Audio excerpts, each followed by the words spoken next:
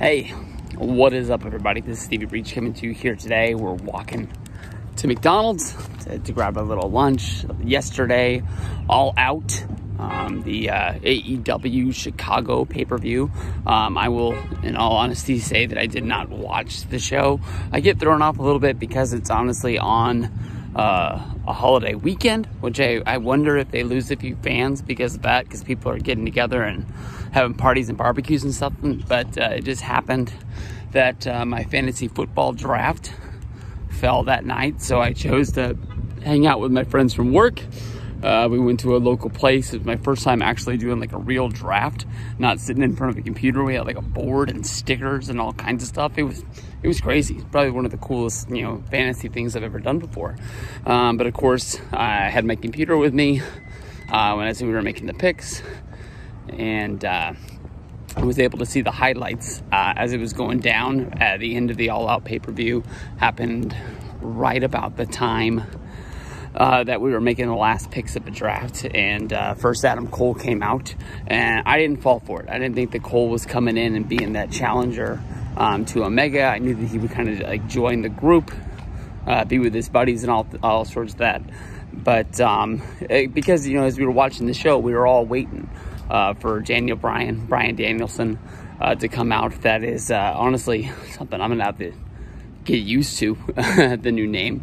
But for both of those guys to come in, I made videos separately about both of those guys coming to the company.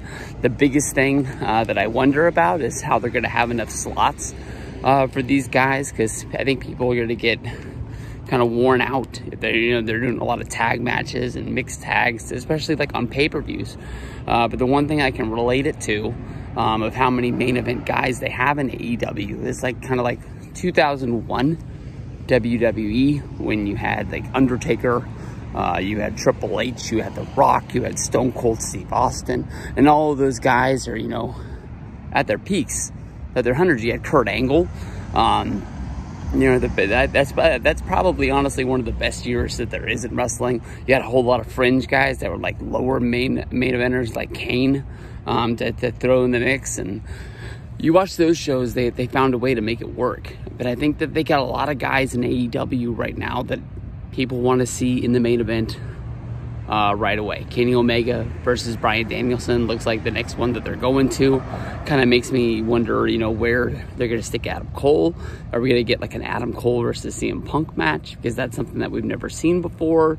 And then you got to wonder, the guys that have been there and the guys that are trying to make their name and, have been helping that company out, where do they fall to? If you're at the bottom of the card there, you just going to be on AEW Dark every week now, because that kind of sucks that you were the one there that is grabbing those bricks and building up the wall of the company, and you got the structure going, and then all of a sudden you bring all these guys in from WWE, and they're taking your slots. So that's what I'm worried about.